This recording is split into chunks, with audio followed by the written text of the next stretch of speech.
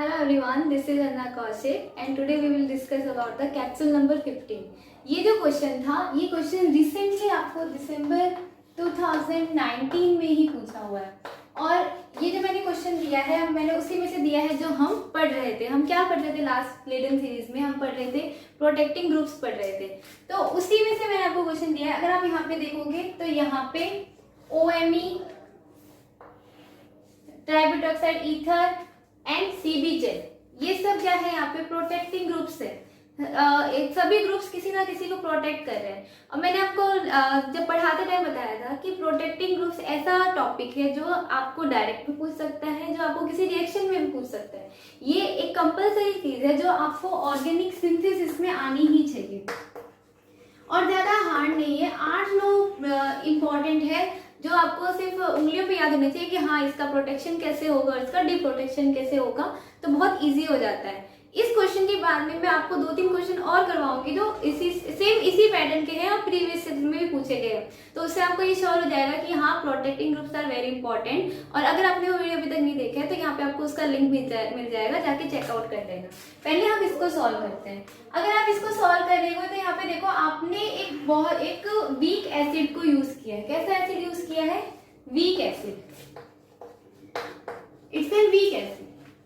अब जब हमने OMe पढ़ा था तो बेसिकली OMe यूज हम करते हैं किसके? अल्कोहल के प्रोटेक्शन के लिए हम यूज करते हैं और इसका डी प्रोटेक्शन इतना इजी नहीं होता, इसीलिए तो ईथर्स को इतना अच्छा प्रोटेक्टिंग ग्रुप नहीं माना जाता। इनका डी प्रोटेक्शन वो भी अल्कोहल का प्रोटेक्शन के लिए हम इसको यूज नहीं कर पाते। अगर फिनोलिक अल्कोहल यानी कि फिनॉल है तभी हम ईथर्स को as a protecting group use करते हैं। इनके डी प्रोटेक्शन के लिए हमें किसी स्ट्रॉन्ग एसिड की नीड होती है। Strong acid that mean HBr हुआ या फिर BBr3 हुआ, कुछ इस तरह के। ये फिक्स है कि हाँ इसके जैसे स्ट्रॉन्ग एसिड्स होंगे तभी आप इसको डी प्रोटेक्ट कर पाओगे। तो सिर्फ एक ही ऑप्शन था जिसके अंदर यहाँ पे OMe को हटा के OH लिखा हुआ था, तो मैक्सिमम में आपको ऑप्शन OMe ही दिया हुआ था। तो यहाँ तक आपको समझ में आया कि आपका ये वीक एसिड इसको डी प्रोटेक्ट नहीं करेगा। अब आते हैं नेक्स्ट CBZ। ये जो ग्रुप प्रोटेक्टिंग ग्रुप है बेसिकली हमने पढ़ा था कि CBZ हुआ, BOC हुआ, ये सब किसको प्रोटेक्ट करते हैं? आपके एमीन्स को प्रोटेक्ट करते हैं। ठीक है, एमीन्स को प्रोटेक्ट करते हैं और इनके डी प्रोटेक्शन के लिए हमें क्या करना पड़ता है? हमें H2PDC का यूज करना पड़ता है। नॉर्मली आपको हर जगह H2PDC का ही यूज मिलेगा इनके डी प्रोटेक्शन के लिए। कभी कभी हम स्ट्रॉन्ग एसिड जैसे कि HBr वगैरह का भी यूज कर लेते हैं। ठीक है, तो सिंपल है कि यहाँ पे क्या बच गया? इसको ये डी प्रोटेक्ट नहीं कर सकता, इसको भी ये डी प्रोटेक्ट नहीं कर सकता। ये यहाँ पे सिर्फ इसका क्या कर सकता है? हाइड्रोलाइसिस कर सकता है और ओनली इस पूरे ग्रुप को किस में कन्वर्ट कर सकता है? आपके COOH में, यानी कि एसिड में कन्वर्ट कर देगा। सो मेरी बात समझ गए आप लोग? आप में से मैक्सिमम ने ये जो करेक्ट ऑप्शन है इट्स ऑप्शन नंबर डी। काफी सारे स्टूडेंट्स ने करेक्ट आंसर दिया, ऑप्शन नंबर डी ही आंसर दिया। कुछ एक ने ऑप्शन नंबर C आंसर दिया जिसके अंदर ये OMe कन्वर्ट हो गया था OH में। तो आप समझ गए कि ये OH में क्यों कन्वर्ट नहीं हो सकता? क्योंकि OMe के डी प्रोटेक्शन के लिए आपको स्ट्रॉन्ग एसिड्स की नीड होती है। तो यहाँ तक आपको क्लियर हो गया। इसी के सिमिलर पैटर्न में पहले भी क्वेश्चंस पूछे जा चुके हैं, उनको मैं इसी कैप्सूल में ऐड कर रही हूँ। मैं आपको अलग से उसको कैप्सूल में पोस्ट करके नहीं दे रही, इसी में हम उसको डिस्कस कर लेंगे।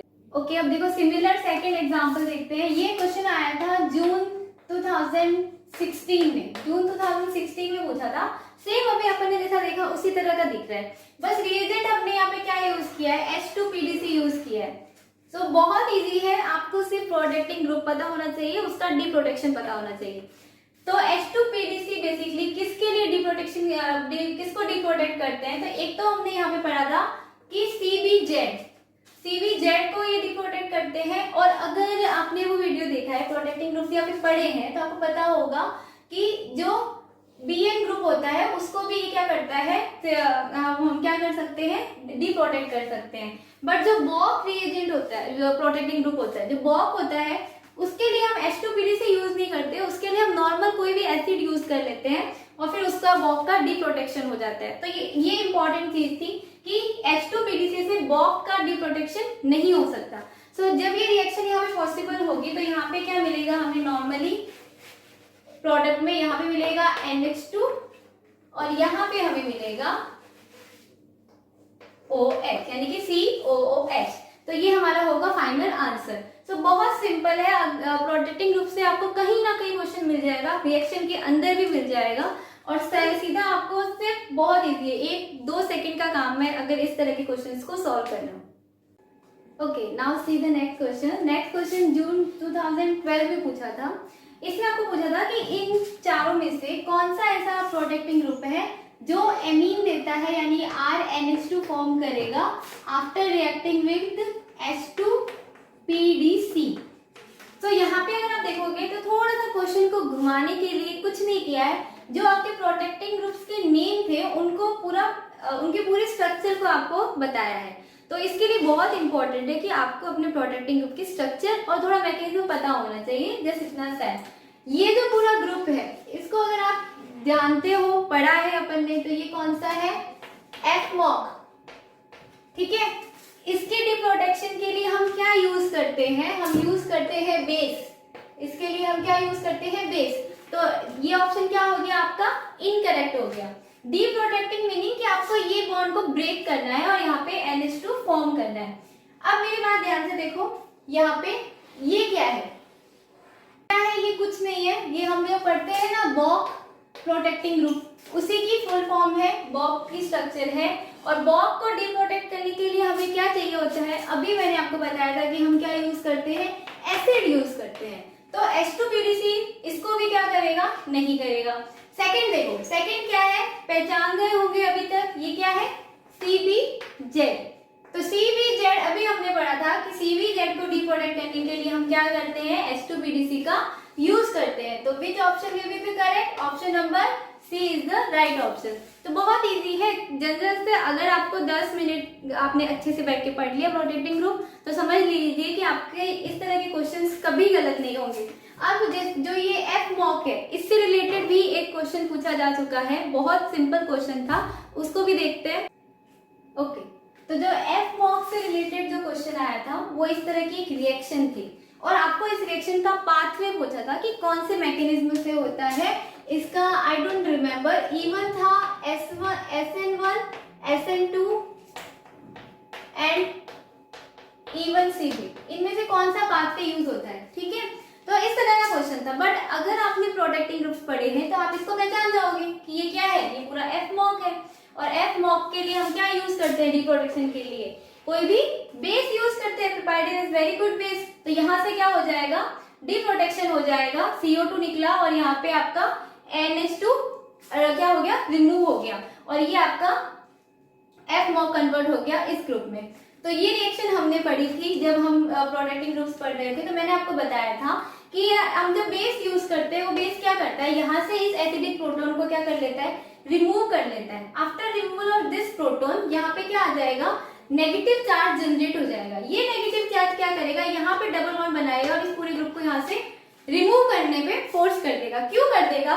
क्योंकि यहाँ पे जब डबल बॉन्ड आएगा तो यहाँ पे क्या हो जाएगा? इट्स एन एरोमेटिक कंपाउंड, इसकी एरोमेटिसिटी इंक्रीज हो रही है, इसलिए ये रिएक्शन इस तरह से फॉलो होती है। और इस पाथवे को आप देख के समझ गए होंगे, जब पहले नेगेटिव एनाइन बनता है प्रोटोन रिमूवल के बाद में, तो उस पाथवे में हमको बेसिकली कौन सा पाथवे होता है? बाद में डबल बॉन्ड क्रिएट करता है, लिविंग ग्रुप फिर रिमूव होता है। तो it's an obvious E1CB pathway.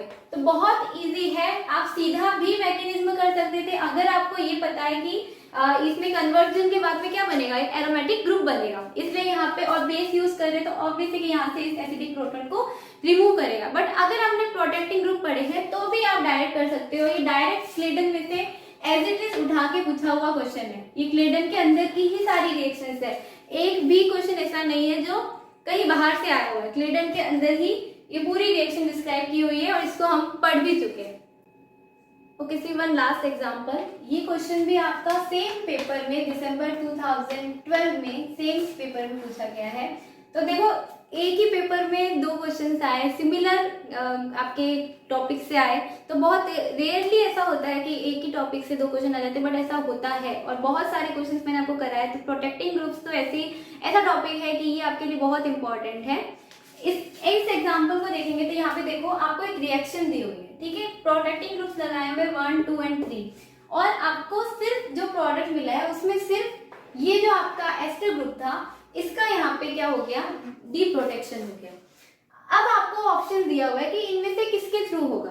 सो मेरी बात मुझे बताओ कि जब BU4NF मतलब जब हम फ्लोराइड वगैरह का यूज करते हैं या किसी एसिड का यूज करते हैं तो ये किसका डी प्रोटेक्शन करता है। ऑब्वियस है कि सिलिकॉन जो होते हैं वो इसके लिए क्या होते हैं, सेंसिटिव होते हैं, इसलिए TBDMS का ये क्या करता है, डी प्रोटेक्शन कर रहा है। बट आपके प्रोडक्ट में क्योंकि TBDMS का कुछ भी डी प्रोटेक्शन नहीं हुआ इसलिए दिस ऑप्शन इज इनकरेक्ट। जैसे HCl वगैरह हुआ, ये जो स्ट्रॉन्ग एसिड्स है, स्ट्रॉन्ग एसिड्स हमने पढ़े कि किन प्रोटेक्टिंग ग्रुप्स को रिमूवल के लिए यूज होते हैं। तो यहाँ पे बॉक के लिए स्ट्रॉन्ग एसिड यूज नहीं होगा, आपके एस्टर के लिए भी स्ट्रॉन्ग एसिड यूज नहीं होगा, तो ये ऑप्शन भी क्या हो गया, इनकरेक्ट हो गया। अब देखो जो आपका CH3COH वगैरह ये सब ग्रुप है तो बॉक का डी प्रोटेक्शन हो सकता है, ठीक है, एसिड के थ्रू बॉक का डी प्रोटेक्शन हो सकता है, बट बॉक आपका डी प्रोटेक्ट हो ही नहीं रहा। सिर्फ एक अल्कालाइन मीडियम है जिसके अंदर आपका एस्टर जो होता है उसका हाइड्रोलाइसिस इजीली हो सकता है, इसलिए आपका कौन सा ऑप्शन करेक्ट होगा, ये अल्कालाइन मीडियम वाला ऑप्शन आपका करेक्ट होगा। तो थोड़ा बहुत आपको नॉलेज भी होना चाहिए, मैंने एक्सप्लेन किया है ताकि आपको थोड़ा एक दो बार वापस से रिवाइज हो जाए कंसेप्ट, ठीक है। बट अगर आपको सीधा पता चल रहा है कि हाँ आपको सिर्फ इसी को डी प्रोटेक्ट करना है तो आप सिर्फ इसी को कंसिडर करना है, ठीक है, अदर को कंसिडर मत करना, कंफ्यूज हो जाओगे। आई एम जस्ट एक्सप्लेनिंग ताकि मैं आपको बार बार बोल रही हूँ ताकि आपको ये दिमाग में चीजें फिट हो जाए, ठीक है। और प्रोटेक्टिंग ग्रुप हमारे कंप्लीट हुए, उससे रिलेटेड हमारे क्वेश्चंस भी कंप्लीट हुए। अब हम बात करेंगे नेक्स्ट वीडियो में रिलीजियस एक्टिविटी की। उस पूरे चैप्टर को हम एक ही वीडियो में कंप्लीट कर लेंगे। बहुत इंपॉर्टेंट चैप्टर है, वेरी इंपॉर्टेंट। जो अभी हम 2-3 चैप्टर पढ़ रहे हैं ना पिछले टाइम से, ये बहुत इंपॉर्टेंट है। मैंने आपको एग्जांपल्स दिए हैं कि डायरेक्ट कैसे क्वेश्चन इनमें से पूछे जाते हैं, डायरेक्ट भी नहीं पूछे तो भी इनके कंसेप्ट बहुत इंपॉर्टेंट है। और नेक्स्ट चैप्टर इससे भी ज्यादा इंपॉर्टेंट है।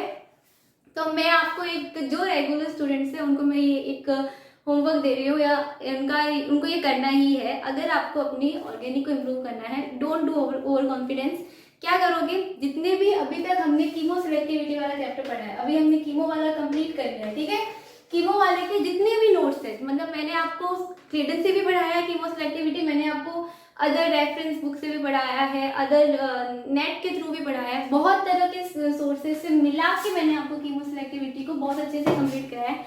इन सभी के नोट्स बनाओगे, खुद से बनाओगे, ये आपका होमवर्क है। और रिलीजियस सिलेक्टिविटी वाले के भी बनाएंगे, ठीक है। तो ये आपको करना है और ये पूरा करने के बाद में आप मुझे कमेंट करना कि यस मैम डन, ठीक है। अगर आप मेरे रेगुलर व्यूअर हो, रेगुलर स्टूडेंट हो तो ये करना। अगर आप जस्ट एक बार ही देख रहे हो कोई भी वीडियो तो आप नहीं करोगे तो वो आपकी चॉइस है, ठीक है। So if you like the video then please like share and comment and subscribe my channel. Thank you for